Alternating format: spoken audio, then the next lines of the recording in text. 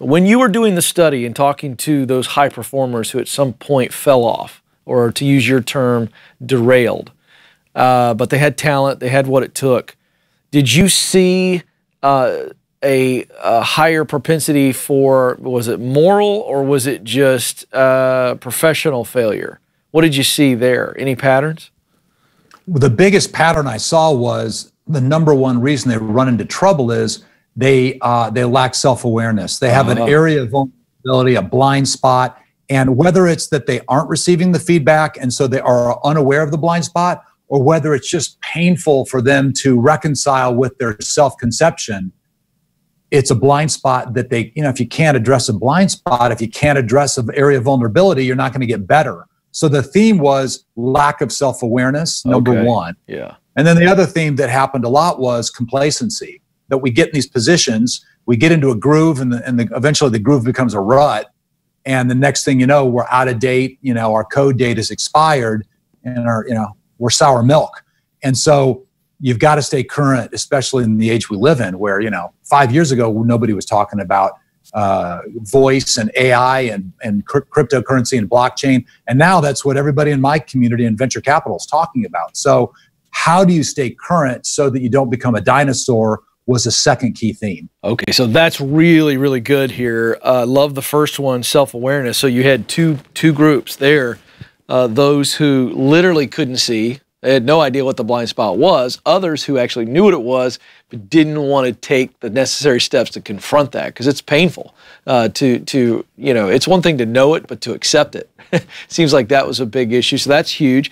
And then this idea of not continuing to learn. I mean, I have been able to interview so many winners like you on this show, and they all have one thing in common, if not more, but certainly one thing, is that there's a continual desire to keep growing.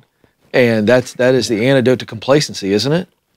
Yeah, I was Reid Hoffman's in the startup of you. He said, "You've got to act like you're in a state of beta until you die. You're never a finished. You're never a finished product. You're always in a state of beta." And I've had the opportunity to get to know Carol Dweck, and she's spoken at a company that I work with, and so I've taken her out for dinner three times. And her book Mindset and the research behind it is fascinating, where people neatly can be categorized into having a growth mindset, where you see life as a series of experiments, and some fail and some succeed. But when an experiment fails and you fail, you don't see it as a personal indictment of your character or your intelligence. You see it as something you learned that you will take with you to make you better. Whereas people with a fixed mindset, when they fail, they believe it shows that they don't have ability or talent or game. And so they shy away from challenging themselves. And I think her research there was also really influential in me digging into this topic. Yeah. Okay, so there's so much here. I'm just going to lead you through giving a summary of part one of the book, because of the research that you've already mentioned to our audience. You came up with 5 archetypes, and this comes from all your interviews. So I'll just tee you up and let you teach however you want on these. The first one, I actually laughed out loud when I opened up the book and I saw it, because when I read about the first archetype, I laughed because I thought, this is what I would call somebody who acts like this. You know what I mean? It's like I would always see myself being sarcastic. So here we go. It's Captain Fantastic, which we all have an image right now of some just complete doofus right now. Captain Fantastic. Yeah, very, very impressed with himself. Very impressed with himself. Ego run amok. I, me, mine. Furthering his career at the expense of others. Lacking self-awareness. Talks too much. Dismal listening skills. Overly ambitious. Often lacks composure. Lashes out. Isn't able to accept feedback well. This person does really well early in his career, but often mid-career or later career, when the interdependencies become even more important cross-functionally inside of organizations, and you need to rely on the team to do the work, the team doesn't want to work with you because you're a pain. Yeah. And so, I saw these at PepsiCo. I saw them at, you see them at these big companies, and you say, how did that guy get where he got if he's this much of a jerk? Well, he's smart and he's self-promoting, but eventually he's going to miss his plan, miss his quarter, miss his year, and nobody wants him around, and they will isolate him, and eventually you'll get a red line that he's doing special projects, and then eventually he's not even in the company, just kind of fades away. So what's interesting about this one, Ken, is, let's say you're not this cat. Let's say you're not Captain Fantastic and you aren't, big ego drive. There still is a high chance, when I say high, like 98% chance, there is a dark side personality component to you that is impeding your ability to be effective at work interpersonally. And this is where I leaned on a lot of the research of a guy named Robert Hogan.